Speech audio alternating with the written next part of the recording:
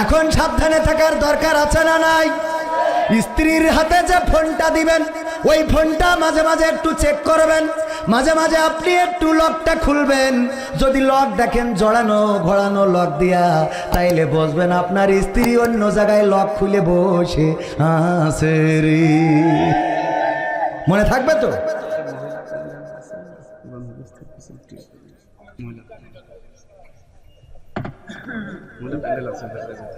অসুবিধে আমি যা পারি তাই করছি। এটা মহিলা প্যান্ডেল আছে আমরা জানি না, আজকে পয়লা করতে আছে। হ্যাঁ, কথার মধ্যে কাটি করে যে কথা করছি সবার দরকার আছে না নাই? তো অসুবিধে কিউ নাই? হ্যাঁ, তো মহিলাদের কথাই তো বলতেছি যে পাসওয়ার্ড যদি বোর বেশি পেঁচাইনো থাকে তাইলে বুঝবেন যে বলো তেসমারা খাচ্ছে। ঠিক না বে ঠিক? তো সে মহিলা প্যান্ডেল আছে বলেই করছে, আপনি কেন কাটি করেন? হ্যাঁ, কথা আমার এখানে, আমি এখানে কি শিল্পী কবির বিন সামাদ, ঠিক কিনা? মাওলানা তো ওয়াজ শোনাই গেছে, হাফেজ মোহাম্মদ মোখলেসুর রহমান বাঙালি ওয়াজ শোনাই গেছিল। ওয়াজ এত শুনতে হবে কেন? ওয়াজ শুনে মানছে ডাকি না। সারা দেশে খুন গুম অন্যায় অপহরণ, বগুড়ায় মাকে হত্যা করেছে মাদ্রাসায় পড়া ছাত্র। ও তো মাদ্রাসায় পড়ে ডাইরেক্ট, সেখানে পড়ে যদি মার হাদিস পড়েছে না পড়ে নাই? আল্লাহ রাসূল সাল্লাল্লাহু আলাইহি সাল্লাম বলছেন যে যার পিতা এবং মাতা বেঁচে আছে তার জন্য জান্নাতের 8টা দরজাই খোলা। পড়েছেন না হাদিসটা?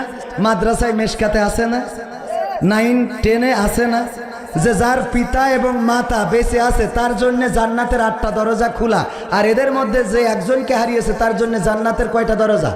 1টা দরজা খোলা। এই হাদিস পড়ার পরেও ওই ছেলে যেতে তার মার মাইরে আবার পায়ে হাত পায়ে দড়ি বেঁধেতে ফ্রিজের মধ্যে রেখে দিয়েছে। দেখেছেন না আপনার? ওয়াজ এক রাতি ওয়াজ শুনে পৃথিবী সব চেঞ্জ হয়ে যাবে, এত সোজা, এত সোজা ওয়াজ দেন। আপনাদেরও কালেকশনের ধান্দা মান্দা আছে, আমারও 2 পয়সার ধান্দা আছে, কথা কয় না। আবার জনগণও এসেছে কিছু হক কথা শোনার জন্য, তো সেই হক কথাগুলো বলার দরকার আছে না নাই? সেই কথাগুলো বলতে দেবেন না, কাটি করবেন। যা বুঝে শুনে দাওয়াত দিচ্ছেন, যা বলবো চুপ করে শুনবেন, ওয়াজ করে খেয়ে দিয়ে বাড়ি চলে যাবেন। এতে ভাল লাগলি দাওয়াত দেবেন, না লাগলি দেবেন না। দাওয়াতের কাঙাল না, অনেক কিছু করি আলহামদুলিল্লাহ। দাওয়াতের জন্য পাবনায় আসা লাগবে না, দাওয়াতের জন্য মাহফিলের জন্য নয়, হক কথা বলার জন্য গোটা দেশ তো সে বেড়াবো ইনশাআল্লাহ। আমরা কোনো বাতিলের রক্তচক্ষুকে ভয় পাই না। যদি মনে করেন যে ক্ষমতাবান যারা শেখ হাসিনা, বঙ্গবন্ধু মুজিবুর এরশাদ, এদের বিরুদ্ধে কথা বলা কোরআন হাদিসই নেই। কোরআন হাদিস 1400 বছর আগে নাজিল হয়েছে। ওদের পূর্বপুরুষ এই জাতীয় স্বৈরাচার যারা ছিল, জিয়াউর রহমানের এর মধ্যে টানা যাবে না, আবার মাইন্ড করিয়েন না। অন্য যারা স্বৈরাচার ছিল ওদের ইতিহাস কোরআনে আছে না নাই? ফিরাউনের ইতিহাস কোরআনে আছে না নাই? নমরুদের ইতিহাস কোরআনে আছে না নাই? যারা কাবার বিকল্প কাবা বানিয়েছিল সেই আব্রাহার ইতিহাস কোরআনে আছে না নাই? সুতরাং জাতির পিতার বিকল্প যারা জাতির পিতা বানিয়েছে, আজকে যদি কোরআন নাজিল হতো এদের ইতিহাসও কোরআনে থাকতো, বলেন ঠিক কিনা? সুতরাং কথা যেগুলো হচ্ছে কোরআন হাদিসতে ডাইরেক্ট গা ঘামায় দেয়। ভাইরা আমার, তাইলে কি বলছিলাম? আমার মা বোনদের মাথায় রাখবেন, মা বোনেরা, যদি মোবাইলের পাসওয়ার্ড জড়ানো হয় খুবই বেকায়দাপূর্ণ হয়।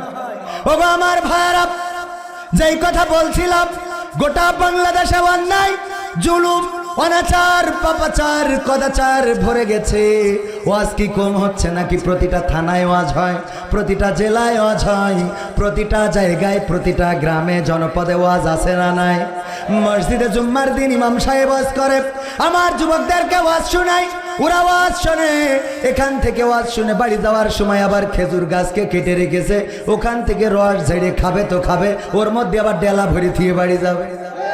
এরকম আল্লাহর ওলি আছে না নাই? এক রাতে পরিবর্তন হবে না, কিন্তু হক কথাগুলো বলাও বন্ধ করা যাবে। যেই কথা বলছিলাম, আমার মা বোনদের হাতে যদি অ্যান্ড্রয়েড ফোন দেন, মাথায় রাখবেন। আজকেও দেখলাম একজন ছেলে ট্রেনের নিচেই মাথা দিয়েছে, কলিজার টুকরা সন্তানকে রেখে স্ত্রী বাবার বাড়ি চলে গেছে, আর আসতে চায় না। 4টা মাস হয়ে গেল একে অপরের বিচ্ছিন্ন। স্ত্রীকে আনার জন্য গিয়েছিল, কিন্তু স্ত্রী আসে নাই। বলেছে তুমি যদি পারো আমার বাবার বাড়িতে থাকো, তাই যদি সম্ভব হয় থাকো, না হইলে তোমার বাড়ি যাব না, তোমার ভাত খাবো না। স্বামী এসে ফেসবুকে স্ট্যাটাস দিয়ে ট্রেনের নিচে ঝাঁপ দিয়েছে, আত্মহত্যা করে চলে গেল। কোথায় কোথায় গেল?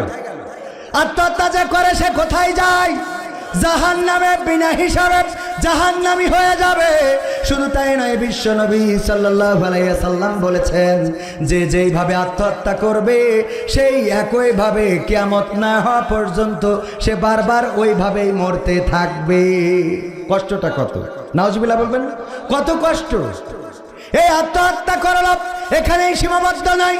যেই বগুড়ার ঘটনা বললাম, কলিজার টুকরা সন্তান মাকে হত্যা করেছে, মা জননীকে হত্যা করে ক্ষান্ত হয় নাই, সেই মাকে আবার হাত পা বেঁধেছে, ফ্রিজের মধ্যে ডিপ ফ্রিজের মধ্যে ঢুকাইয়েছে, এবং বাড়িতে আবার কিছু হামলা করেছে, এখানে সেখানে কুড়াল দিয়ে কোপ দিয়েছে, আর সাজাইয়েছে যে আমার মাকে ডাকাতরা এসে ডাকাতি করতে যেয়ে হত্যা করে রেখে গেছে। শুধুমাত্র তাই নয়, এই কেবল আসার পথে যখন এই যে ট্রেন রোড পার হওয়া লাগে পাবনা থেকে এসে, ওখানে ট্রেন যাচ্ছিল, ব্রেক দিয়েছে, দাঁড়ালাম, ফেসবুকটাই দেখলাম আর টিভির নিউজ, ওখানে নিউজ এসেছে বগুড়ার কাহালুতে একজন মা তার সন্তানকে আগে হত্যা করেছে, তারপরে একটা চিরকুট লিখে নিজেও আত্মহত্যা করে চলে গেছে, সন্তানকে মেরে ফেললো, তারপরে নিজে আত্মহত্যা করলো। এটা কি ভালো কাজ? চিরকুটে লিখেছে আমার সন্তানকে আমি হত্যা করেছি, তারপরে আমি আত্মহত্যা করছি, আমার মৃত্যুর জন্য কেউ দায়ী নয়। ওগো আমার ভাইরা, এই সমাজে কত অন্যায় হচ্ছে, কত অনাচার হচ্ছে, পাপাচার হচ্ছে, কদাচার হচ্ছে। এইগুলো বন্ধ হওয়া সম্ভব শুধুমাত্র ওয়াজ দিয়ে নয়, শুধুমাত্র মসজিদে ওয়াজ করে নয়, মাহফিলে ওয়াজ করে নয়, জাতীয় সংসদে কোরআন কায়েমের মধ্য দিয়ে। ঠিক না বেঠে? এই কোরআন কায়েম ছাড়া আমি আমার মা বোনদের যদি বলি, আল্লাহ বলেছেন ওয়াকারনা ফি বুয়ুতিকুন্না ওয়ালা তাবাররাজনা তাবাররুজাল জাহিলিয়াতিল উলা। ওগো নারীরা, পর্দার মধ্যে থাকো, জাহিলি যুগের মেয়েদের মতো সেজে গুজে নিজেদেরকে প্রদর্শন করে বেড়ায়ও না। আমি আমার মা বোনদেরকে আমি বললাম না শুধু, এই ওয়াজ আল্লামা দেলোয়ার হুসাইন সাইদি শুনাইয়েছেন, এই ওয়াজ মিজানুর রহমান আজহারি শুনাইয়েছেন, এই ওয়াজ আমির হামজা শুনাইয়েছেন, এই ওয়াজ গুলাম রব্বানি শুনাইয়েছেন, এই ওয়াজ আবুল কালাম আজাদ বাশার শুনাইয়েছেন, এই ওয়াজ আরো অন্যান্য যত হুজুর আছে সবার এই ওয়াজ শোনানো শেষ। কিন্তু বলেন দেখি, এই ওয়াজ শোনার পরে পাবনার সব মা বোনেরা পর্দা করে নাকি? পর্দা করে? পর্দা করে না, বরং তারা সিদ্ধান্ত নিয়েছে অন্যরকম। সেটা হলো, আমার ভাইজান বলতেছে চলো পিকনিকে যাই। কয়জন? 10 জন। আমরা যাইতে যাইতে 20 জন হয়ে গেছে, খাবার নিয়ে গেছে 10 জনের, কিন্তু সাথে কিছু মুড়ি ছিল। কি ছিল? মুড়ি চেনেন তো? মুড়িও ছিল। বলল 10 জনের জায়গায় যেহেতু 20 জন হয়ে গেছে, সুতরাং খাবার তো বন্টন করা লাগবে। আমার কাছে মুড়ি যা আছে 10 জনের হবে, আর খাবার যা আছে তা 10 জনের হবে। আমার কাছে জিজ্ঞেস করতেছে, বলো তুমি মুড়ি খাবা না ভাত খাবা? আমি বলছি মুড়ি খেয়ে তারপর ভাত খাবো। মুড়ি খেয়ে মানে যে চিন্তা করিছে যে মুড়ি দিয়ে 10 জন পার করবো আর ভাত দিয়ে 10 জন পার করবো, সবাই যদি বলে মুড়ি খেয়ে ভাত খাবো, তাহলে কি 10 জন আর পার হবে? কথা কয় না, পার হবে? আমার মা বোনেরাও তেমন। আল্লাহ বললেন পর্দা করো। এই মিক্সারের সমস্যা হয়েছে? আল্লাহ বললেন, আল্লাহ রব্বুল আলামিন বললেন মুড়ি, আল্লাহ রাব্বুল আলামিন বললেন পর্দা করো, সাজুগুজু করো না, নিজেদেরকে প্রদর্শন করে বেড়ায় না জাহিলি যুগের মেয়েদের মতো। আর এখনকার মা বোনেরা বলল সাজুগুজুও করব, বুরখাও পরব। ঠিক না বেঠে? বাড়িতে যাই বুরকা পরে, পাবনার পার্কে যেয়ে বুরকাটা খোলে, সিনাক্সে যেয়ে বুরকাটা খোলে। গতকালকে কুষ্টিয়ায় মাহফিলে যাওয়ার পথে দেখলাম একটা হোটেল আছে, কিন্তু হোটেলে পর্দা দিয়া। আমি বললাম পর্দা তো রোজার মাসে দেয়, এই মাসে কেন? বলছে এই মাসে পর্দা দিয়া এই জন্যে যে আল্লাহর ওলিরা ডবল এখানে ঢোকে। কয়জন করে ঢোকে? এই জন্য পর্দা দিয়া যেন বাইরের মানুষ না দেখে ভিতরে কি হয়। আবার ওরা যখন ওখান থেকে বের হয় তখন আবার বোরকা লাগায়, দেখে মনে হয় কেবল জান্নাতে পালিয়ে আসলো। আবার ফেসবুকে আইডির নাম হলো জান্নাতুল ফেরদাউস। এই জান্নাতুল ফেরদাউসের আইডির সাথে লাইন মেরে আমার যুবকেরা জাহান্নামে হাবিয়া দোজখে চলে যায়। বলেন ঠিক কিনা? নাম রেখেছে জান্নাতুল ফেরদাউস, আর ওর মধ্যে ঢুকলেই জাহান্নাম দেখা যায়। কথা কয় না? ওগো আমার মায়েরা, ওগো আমার বোনেরা, ওগো পাবনাবাসীরা, এই জন্য যে ওয়াজটা করছিলাম, আমার মা বোনদেরকে অবশ্যই কন্ট্রোলে রাখার জন্য হাতে ফোন দিবেন, কিন্তু ফোনটা চেক করবেন, ফোনটা মাঝে মাঝে দেখবেন যে ওখানে চাচাতো ভাই, মামাতো ভাই, খালাতো ভাই, ফুফুতো ভাই, বাতাইনো ভাই, ওরা আবার কল দেয় কি না। হ্যাঁ ঠিক তো, জোরে বললেন। আবার মা বোনেরাও স্বামীদের ফোনের পাসওয়ার্ডটা দেখবেন, যদি ঘিজিবিজি হয় বুঝবেন যে গেছে গেছে গেছে গেছে, নেটওয়ার্কের বাইরে চলে গেছে। ঠিক না বেঠে? এখন মা বোনেরা বলছে কথা ঠিক আছে।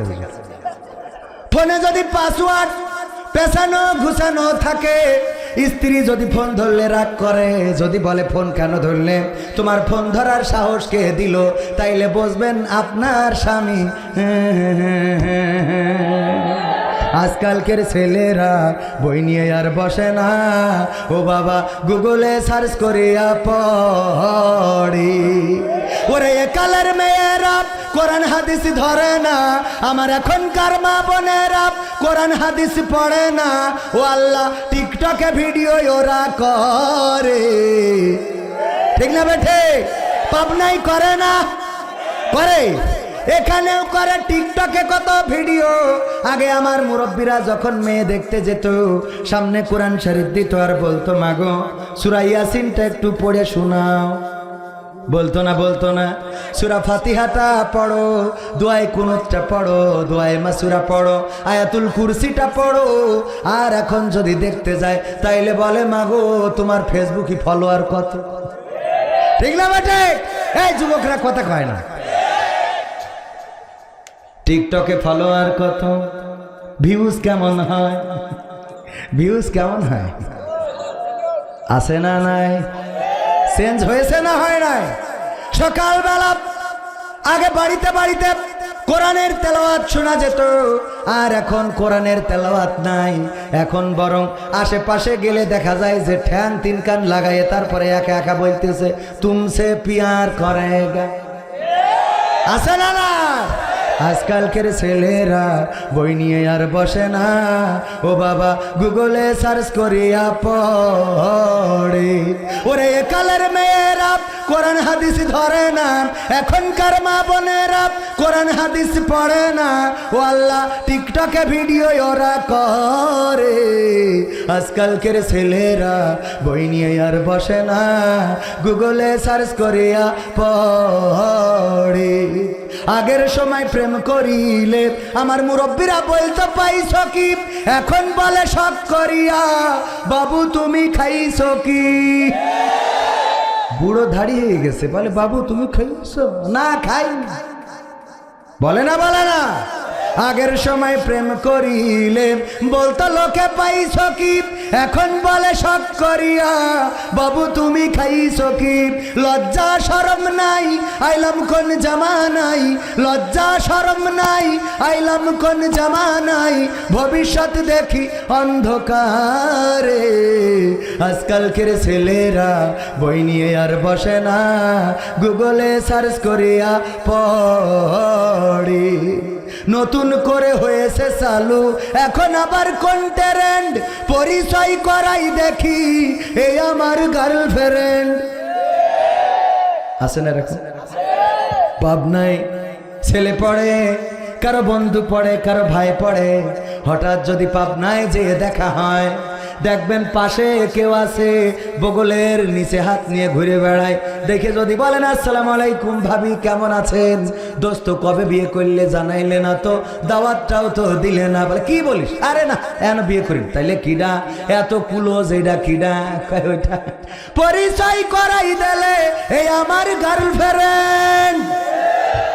আছে না নাই? নতুন করে হয়েছে চালু, এখন আবার কোন ট্রেন্ড পরিচয় করাই দেখি, এই আমার বয়ফ্রেন্ড। শরমের মাথা খাইয়া গেছে ওরা পাগল হইয়া, শরমের মাথা খাইয়া গেছে সব পাগল হইয়া, ভবিষ্যৎ দেখি অন্ধকারে। আজকালকের ছেলেরা বই নিয়ে আর বসে না, ও বাবা গুগলে সার্চ করিয়া পড়ি। এমন ছেলে আছে না নাই? গতবার সাতক্ষীরা কলারওয়ায় গেলাম, মাহফিলে পুলিশ এসে বলল মাহফিল করেন ঠিক আছে, কিন্তু আওয়াজটা যেন এই মাইকের আওয়াজ যেন বাইরে না যায়, স্পিকার লাগাই দেন। দুই পাশে স্পিকার থাকবে আর ভিতরেই সবাই শুনবে, কোনো মাইকে লাইন দেওয়া যাবে না। বললাম কারণটা কি? বলতেছে এখন এসএসসি পরীক্ষা, ছাত্রদের পরীক্ষার ক্ষতি হবে, এই জন্যে এই মাইক ছাড়া যাবে না, মাইকে ওয়াজ করা যাবে না। এখন তো ওই সময় কত রকম কাহিনী আছে না নাই? একেতে নাচুন না বুড়ি, আরো পড়ে ঢোলের বাড়ি আছে না নাই? যদি কোনো না কোনো ওসিলা পেয়েছে, সেই ওসিলায় আগে কোরআনের মাহফিল বন্ধ করতে হবে, আগে আলেম ওলামার জেলখানায় দিতে হবে, তাদের ফাঁসির কাস্টে ঝুলাতে হবে। এই জাতীয় চিন্তা চেতনা ছিল ভাইয়েরা আমার।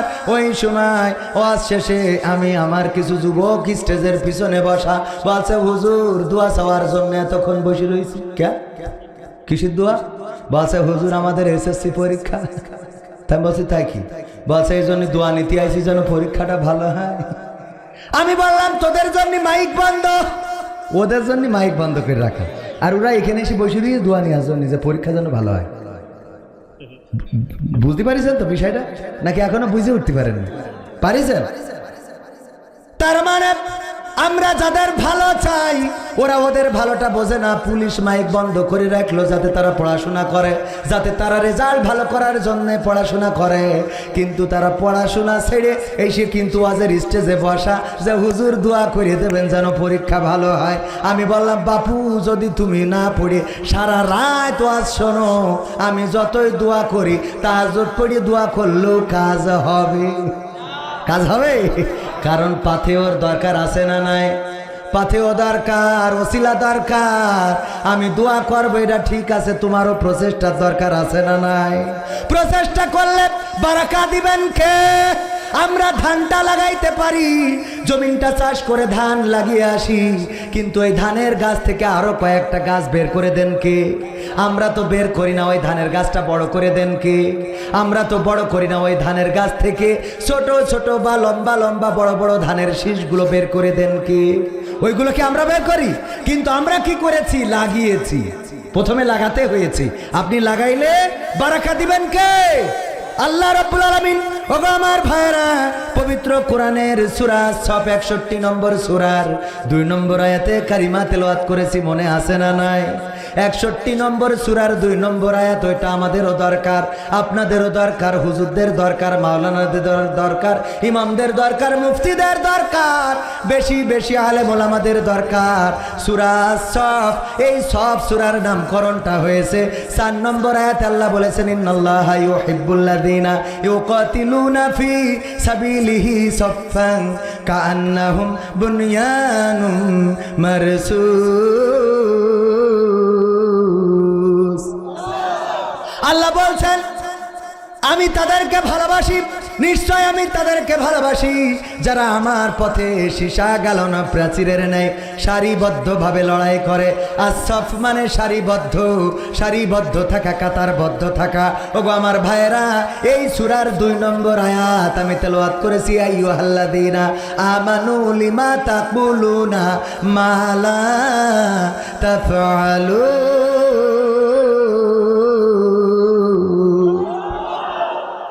আলোচনা করব, শোনা যাবে? অনেকের কষ্ট হয়ে যাচ্ছে, একটার মধ্যে শেষ করে দেব ইনশাআল্লাহ। একটা পর্যন্ত আমার সময় দিয়েছে, তো আর মাত্র 15-20 মিনিট আছে। কষ্ট হবে?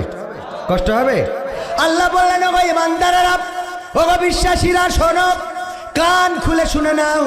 তোমরা এমন কথা কেন বলো যা তোমরা কাজে পরিণত করো না। এই সূরাটা নাজিল হয়েছে মাদানী যুগে। আল্লাহর নবী সাল্লাল্লাহু আলাইহি সাল্লাম মাদানীর জীবনে যতগুলো আল্লাহ রাব্বুল আলামিন কোরআন আল্লাহ রাব্বুল আলামিন সূরা নাজিল করেছে, সেই সূরাগুলোকে আমরা মাদানী সূরা বলি। হোক সেটা মক্কায় কিংবা মদিনায়, হিজরতের পরে যেটাই নাজিল হয়েছে সেটা কি সূরা? সূরা কি? মাদানী সূরা। আর হিজরতের আগে যতগুলো সূরা নাজিল হয়েছে সেইগুলো কি? মাক্কি। এই দুই একজনের কষ্ট হয়ে যাচ্ছে মনে হচ্ছে। কষ্ট হচ্ছে? খারাপ লাগছে? হ্যাঁ, খারাপ যদি না লাগে আমরা আরেকটু সময় যাব। দেখো প্রশ্ন দিয়েছে, প্রশ্নটার ব্যাপারে দেখি কথা বলবো ইনশাআল্লাহ। আল্লাহ রাব্বুল আলামিন বলছেন, এমন কথা কেন বলো যা তোমরা কাজে পরিণত করো না। এই কথাটা কার?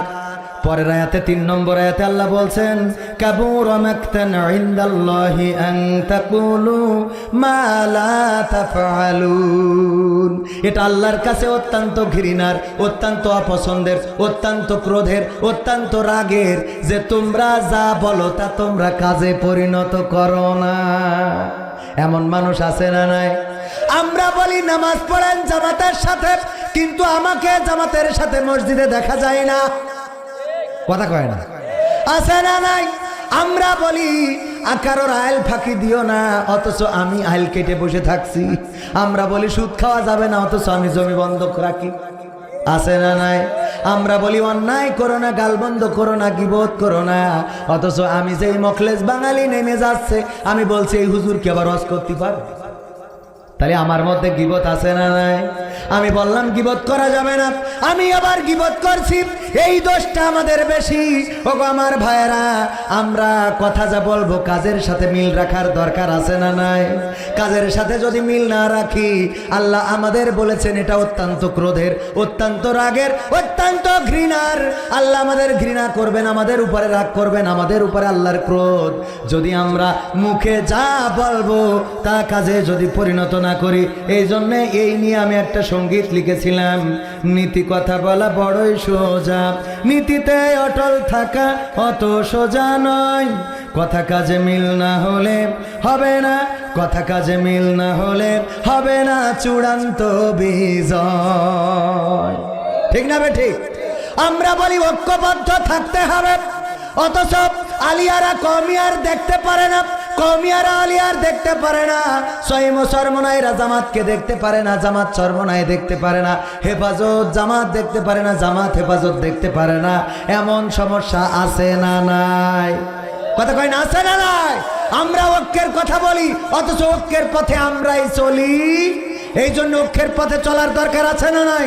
আমরা যদি ঐক্যবদ্ধ থাকতে পারি, আমরা যদি ঐক্যবদ্ধ থেকে যেইভাবে 5ই আগস্টের আগে রাজপথে দাঁড়িয়েছিলাম, ঐক্যবদ্ধ থাকার কারণে স্বৈরাচারের দোসরেরা তারা পালিয়েছে, দাদার দেশে চলে গেছে।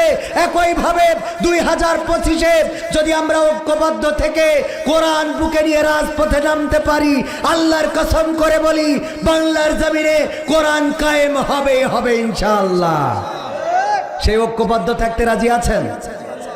71-এ, 52-তে, 24-এ যেভাবে রক্ত দিয়েছি, একইভাবে কোরআনের জন্য যদি ডাক আসে, ইসলামের জন্য যদি ডাক আসে, দিন কায়েমের জন্য যদি ডাক আসে, জীবন বাজি রেখে কোরআনকে বুকে আঁকড়ে ধরে রাজপথে থেকে বাতিলের বুলেট যদি বক্ষভেদ করে, রক্ত যদি জমিনে পড়ে, সেই রক্তের সাগরে সাঁতার কেটে কেটে একটি রক্তাক্ত বিপ্লবী কালেমার পতাকা বাংলার জমিনে উড়াতে রাজি কারা কারা দেখতে চায়?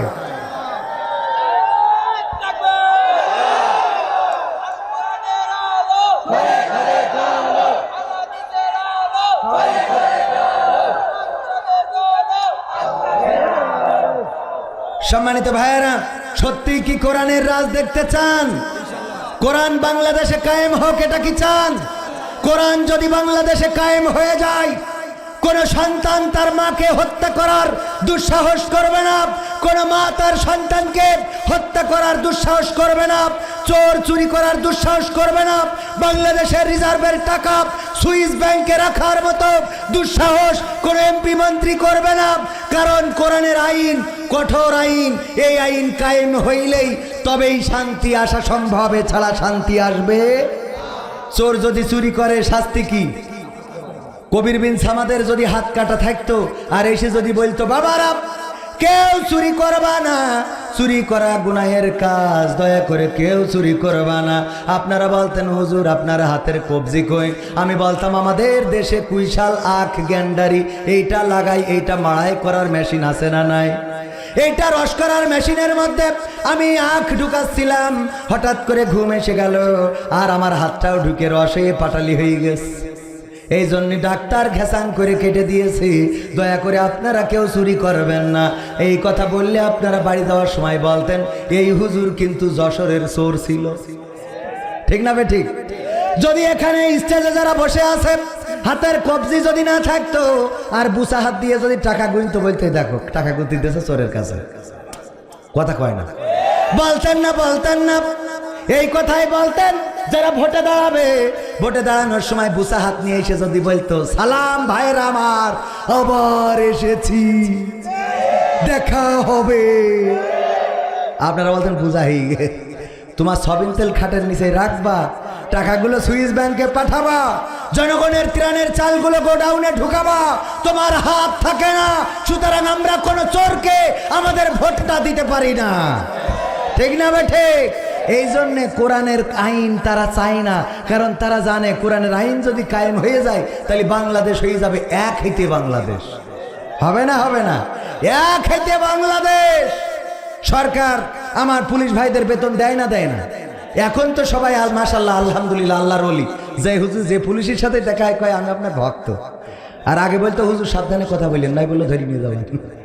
আগে ভয় দেখায়, তার এখন কয় ভক্ত, আসেন একটা সেলফি তুলবো। আর আগে যদি বলতাম আমরা একটা ছবি তুলবো, কয় তোলেন, ঠিক আছে, ফেসবুক দেবেন না জানো। আরে উইল টেকে এখন। আগে আমরা পাই ধরি ধরি ছবি উঠতাম, এখন আমাদের সাথে ওঠে, কয় হুজুর একটু। তো এখন মুরব্বী মনে আছে তো? তো এখন এই যে কি বলতে গেলাম, ও এই যে ট্রাফিকের ওই যে বাঁশি দিয়ে রাস্তা কমপ্লিট করে, টিরাকা আল্লাহ আসলি দেখো হ্যান্ডশাপ করতেছে। আমি বললাম কি কথা? বলছে আল্লাহ রাসূল বলি যে হ্যান্ডশাপ করলি মেলা সোয়াব। তা আল্লাহর কাছে আমি দোয়া করেছি রব্বানা আতিনা ফিদ দুনিয়া হাসানা ওয়া ফিল আখিরাতি হাসানা ওয়া কিনা আযাবান্নার। এই দোয়া করি বাড়িতে বেরোইছি। তা কি হবে? এই দোয়া করেছি আল্লাহ তুমি আমার দুনিয়ার কল্যাণ দাও, আখিরাতের কল্যাণ দাও। তা হ্যান্ডশাপ করি, এতে সোয়াবও হয় আবার টাকাও হয়। সোয়াবও হয় আর কি হয়? মাল হাতের মধ্যে দেয় না? দেয় না। এই যদি ধরা খেয়ে যায় আর ট্রাফিকের যদি সরকার ঘেসান করি কোরআনের আইন অনুযায়ী কেটে দেয় যে তোর তো বেতন দিই, তাহলে জনগণের কাছ থেকে চুরি করছিলি কেন? কেটে দিলে ওই ট্রাফিক বাঁশি বাজাবে আর বুঝা হাত দেখাবে, এই ডানি, এই ডানি, এই ভাই, এই সুদা। আপনারা বলবেন যে বুঝা হয়ে গেছে শালা চলছিল, কথা কয় না? এই জন্য কোরআনের আইন দরকার আছে না নাই? ধর্ষণ করলি তার মাজা পর্যন্ত যুবকেরা, এটা তোমাকে দরকার। মানুষের বেড়া ভেঙে বেড়াবা। ধর্ষণ করলে কোরআনের আইন অনুযায়ী শাস্তি কি? মাজা পর্যন্ত গেড়ে দাও, তারপরে তার চারিদিক থেকে ইট পাথর নিক্ষেপ করে সঙ্গে সার করে দাও। এমন শাস্তি কোন যুবককে যদি মাজা পর্যন্ত গেড়ে দিয়ে সেই সঙ্গে সার করা হতো গো, তাইলে পাবনায় আর ওয়াজ লাগতো না যে মহিলারা পর্দায় থাকো, যুবকরা নামাজি হও, ধর্ষণ করে না, জেনা করে না। ওরা ওইটা দেখার পরে গো ওদের রাতের স্বপ্নের দোষ বন্ধ হয়ে যেত।